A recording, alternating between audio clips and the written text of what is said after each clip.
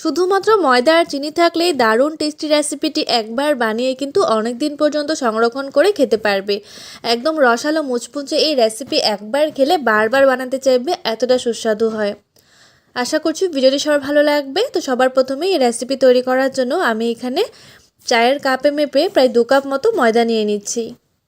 যে কোনো কাপ কিংবা বাটি মেপে ময়দাটা নেওয়ার চেষ্টা করবে, তাহলে বাদবাকি উপকরণগুলো দিতে কিন্তু খুব সুবিধে হবে। ময়দার পরিমাণটা তোমরা অবশ্যই পিঠের পরিমাণ বুঝে কম বেশি করে নিতে পারো। এবার এর মধ্যে দিয়ে দেব খুবই সামান্য একটু নুন, আর দিয়ে দিচ্ছি সামান্য একটু চিনি। তারপর এইসব শুকনো উপকরণগুলো একসাথে ভালো করে মিশিয়ে নেব।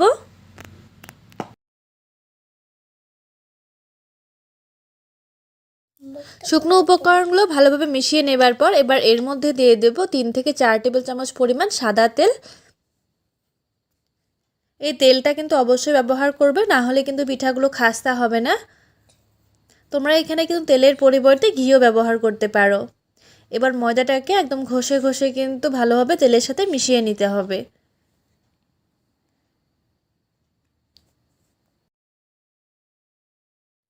ময়দাটা ভালোভাবে তেলের সাথে মিশিয়ে নিয়েছি। এবার ময়দাটা সামান্য একটু হাতে নিয়ে এভাবে চেপে ধরলে যদি ময়দাটা জড়ো হয়ে যায়, তাহলে বুঝতে হবে আমাদের ময়মটা একদম পুরো পারফেক্টলি হয়েছে। তারপর যে কাপ মেপে আমরা ময়দা নিয়েছিলাম, সেই কাপ মেপে হাফ কাপ নিয়ে নিয়েছি জল। গরম জল নেবার প্রয়োজন নেই। এবার অল্প অল্প করে জল দিয়ে এর একটা ডো আমাদের মেখে নিতে হবে। ডোটাকে কিন্তু খুব বেশি নরম করা যাবে না, একটু শক্ত করে ডোটাকে মাখতে হবে। তোমরা চাইলে কিন্তু এখানে জলের পরিবর্তে দুধ দিয়েও এই আটাটা মাখতে পারো, কিন্তু দুধ দিয়ে করলে সেটা কিন্তু খুব বেশি দিন সংরক্ষণ করা যাবে না। যদি অনেক দিন সংরক্ষণ করে রাখতে চাও, তাহলে অবশ্যই কিন্তু তোমরা এখানে জল দিয়ে ডোটাকে মেখে নিতে হবে। তোমরা চাইলে এখানে মিল্ক পাউডার ব্যবহার করতে পারো। যদি ডোটাকে আমি ভালোভাবে মেখে নিয়েছি, আমার এখানে 2 কাপ ময়দার মধ্যে কিন্তু হাফ কাপ পরিমাণ জল লেগেছে। খুব বেশি নরম করা যাবে না, ডোটাকে একটু শক্ত করেই কিন্তু মেখেছি। এবার এটাকে রেস্টে রেখে দেবো কিছুক্ষণ। আর এতক্ষণে আমরা এর জন্য শিরাটা তৈরি করে নেব। শিরা তৈরি করার জন্য আমি এখানে 1 বাটি চিনি নিয়ে নিয়েছি। এবার যে বাটি মেপে চিনি নিয়েছি, সেই বাটিরে নিয়ে নেব 1 বাটি জল। যতখানি চিনি নেব ঠিক ততখানি কিন্তু জলটা ব্যবহার করতে হবে এখানে।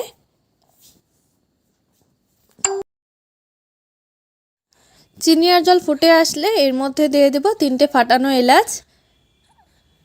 এবার এই জলটাকে ভালো করে ফুটিয়ে নিতে হবে।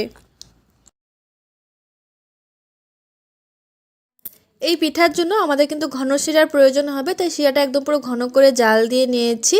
তোমরা দেখতেই পারছো অনেকটা আঠালো হয়ে গেছে। এবার এটাকে নামিয়ে নেব। শিরাটা নামিয়ে নেবার পর এবার আমরা একটা পেস্ট তৈরি করে নেব। তো পেস্ট তৈরি করার জন্য আমি এখানে 3 টেবিল চামচ পরিমাণ সাদা তেল নিয়ে নিয়েছি। এর মধ্যে দিয়ে দেবো 1 টেবিল চামচ পরিমাণ ময়দা। তোমাদের কাছে যদি কর্নফ্লাওয়ারটা অ্যাভেলেবেল থাকে, তাহলে কর্নফ্লাওয়ারটা দিতে পারো এর মধ্যে। এবার ময়দাটাকে ভালো করে কিন্তু এই তেলের সাথে মিশিয়ে নেব।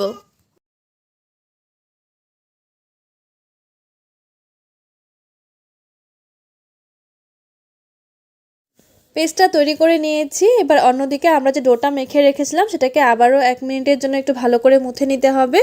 এতে করে ডোটা কিন্তু অনেকটাই সফট হয়ে যাবে। এবার ছোট ছোট করে এর থেকে লেচি কেটে নেব। সাধারণত লুচির জন্য যেভাবে আমরা লেচি কাটি, ঠিক সেভাবেই কিন্তু ছোট ছোট করে কাটতে হবে।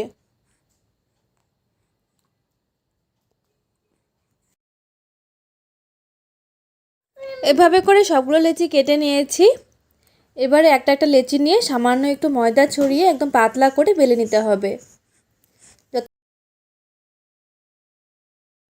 যতটা সম্ভব পাতলা করে বেলা যায়, ঠিক ততটাই কিন্তু পাতলা করে বেলে নিতে হবে।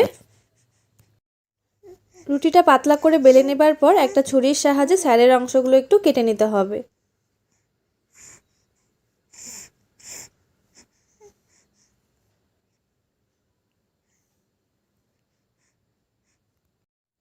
সাইডগুলো ভালোভাবে কেটে নিয়েছি। এবার আমরা যে পেস্টটা তৈরি করে রেখেছিলাম, সেখান থেকে অল্প অল্প পেস্ট নিয়ে পুরো রুটির মধ্যে ভালো করে মেখে দিতে হবে।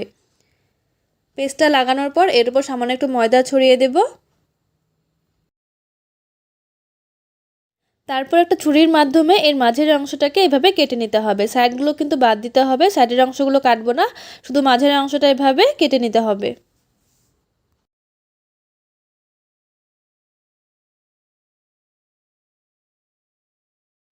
পুরো রুটিটাকে এভাবে কেটে নেবার পর এবার সাইড থেকে কিন্তু জড়ো করে নিতে হবে। সাইডের অংশগুলো এভাবে জড়ো করে এক সাইডের অংশ এভাবে সিল করে দেব, আর আরেক সাইডের কিন্তু এভাবে দুভাগে ভাগ করে নিতে হবে। ভাগ করে এক সাইডে এভাবে হালকা হাতে ঘুরিয়ে দিলে কিন্তু খুব সুন্দর একটা শেপ হয়ে যাবে। এভাবে করে প্রত্যেকটা পিঠা আমরা তৈরি করে নেব। সাইডে যদি বাড়তি অংশ থেকে থাকে তাহলে কিন্তু এভাবে একটু হালকা করে বাড়তি অংশটাকে বাদ দিয়ে দেব। এবার অন্যদিকে আমরা তেল গরম হওয়ার জন্য বসিয়ে দিয়েছিলাম। তেলটা হালকা গরম হয়ে আসলে একটা একটা করে পিঠা এর মধ্যে দিয়ে দেব। এ সময় গ্যাসের ফ্লেমটা অবশ্যই লো টু মিডিয়ামে রাখতে হবে, আর খেয়াল রাখতে হবে যাতে তেলটা খুব বেশি গরম না হয়ে থাকে, তাহলে কিন্তু উপরটা পুড়ে যাবে আর ভেতরটা কাঁচা থেকে যাবে। লো টু মিডিয়াম ফ্লেমে বেশ লালচে করে ভেজে নিতে হবে।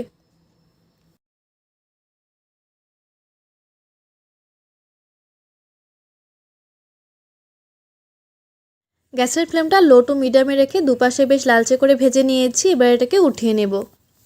তোমরা চাইলে কিন্তু এভাবে চায়ের সাথে বানিয়েও খেতে পারো, অনেক দিন পর্যন্ত রেখে একদম পুরো মুচমুচে থাকবে, আর চায়ের সাথে খেতে কিন্তু দারুণ লাগে।